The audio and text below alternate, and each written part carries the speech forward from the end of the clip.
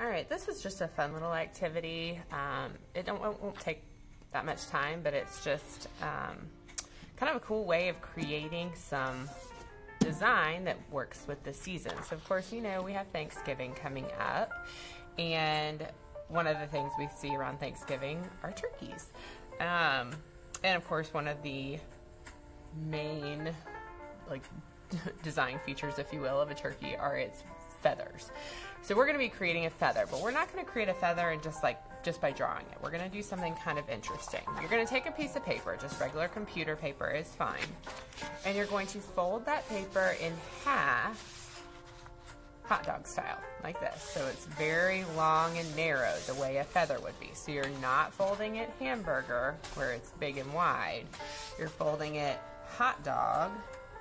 Match up your edge as best as you can. Hold it still while you press down on the other side. Now you need to remember which side is the fold, because we're going to be using this side of the fold. We're not going to be using this open side here. All right, then I want you to think about the shape of a feather. If you had a feather that you're just looking at, it's very long and narrow. In fact, I have a feather right here. So if you look at this feather, it's very long and narrow. It's like a very thin oval. It comes to a curve at the top, and of course you have the I don't know, stem down here, or spine. I'm not sure what this part of a feather is called, but the part that would actually be attached to the bird or the turkey or whatever. So we're actually going to just draw half of a feather onto our paper, and I want your feather, this is a little tricky, but I know you can do it.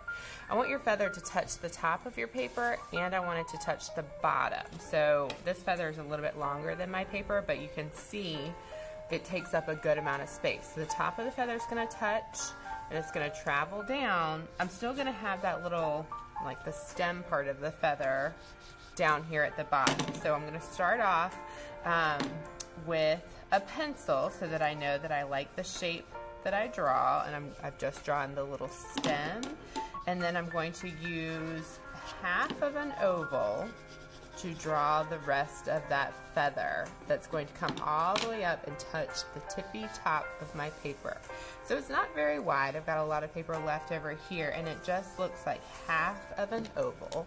And I'm going to trace over that with a Sharpie so that it's a little bit more bold, just like that. All right, now the next thing, you're really going to want to work in pencil, and you're going to want to draw lightly, because you may need to make some changes as you work through this. You're going to turn your paper to the side so that it's like this, and you're going to write your name so that it's sitting right on the fold of the paper. So the opening's up here, pointed away from you. You've got your half of a feather drawn facing you, and the fold of your paper right here. And you're going to write your name, okay? I'm going to use no, I'm not. I'm going to use a mix of capital and lowercase letters, and I'm going to try to make the letters touch the fold, like they're just sitting on the fold, like that's the line of my paper. But I'm also going to let them touch this part of my feather as well. So I'm going to write I'm going to go with my last name. So because my feather gets a little wider, my letters are going to get taller kind of as they go along to be able to touch this fold and touch my feather. I've written mine in pencil, so I'm going to now trace them in Sharpie to make them nice and bold. If you're working on a table that's important, you may want to tuck a little paper underneath so you don't end up getting some Sharpie on your table. Okay, I'm just going to be careful to not go off my edge, but I think that's a good trick if you're working at home on a nice table, just to put a little something underneath your edge. All right, and so I'm tracing along all of my lines so that my letters are big and bold. Next, you're going to find a window somewhere that you can use to help you with the next part. You're going to take your work, and with your name facing you, you're going to flip it so that your name is facing the window. And you might be able to see, I'm just taping mine so that my hands won't be in the way. But when I press down on this, you can see that the light is shining through my paper, and I can see my feather and I can see my name. And I'm going to go ahead and trace carefully. I really want everything to line up exactly the way it was on my first side. I want it to be just 100% the same. So I'm going to trace my feather shape by just traveling along that line that I can see through the paper.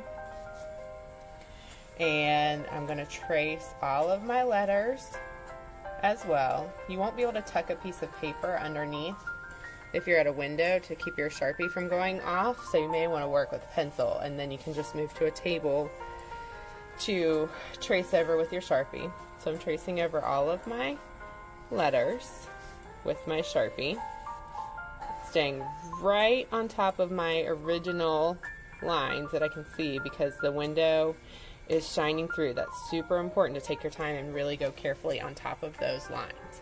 And then when I unfold my paper, you can see that I've got my name on this side and I have my name on this side, but because the way my letters come together, it starts to create some interesting design and shapes. Once you're back at the table, it's a good idea to take some time and just connect these little gaps where your shapes come together, so you can just come right along your edges, and anywhere where the lines don't touch each other, you can just connect them so that they do touch each other. So they're touching the edges of your feather and they're connecting with each other to create some new shapes. And then you're just going to take your paper, fold it in half again, and you're going to cut along your line. Because you made it match exactly by tracing it at your window, when you cut along this line on one side, you'll be cutting along your line on the other side as well. Once you have it cut out, you get to start doing some coloring. Now you could have colored it while it was still in the paper, and that's fine, but if you cut it out first, then you just may want to tuck a paper underneath the edge so that if you color off of your edges, it won't go onto your table. And then you just can go about coloring your letter, hopefully picking some interesting color combinations. Maybe you could think about the colors of fall. Maybe you could do some tricks of blending your crayon colors together to create new colors that are unique to you. This is a unique feather to you because it has your name in it. There's probably no other feather design in the whole entire wide world that is like your feather design. So when you combine colors by mixing them together, it makes them more unique and interesting as well. So I'm going to go just finish coloring my feather now.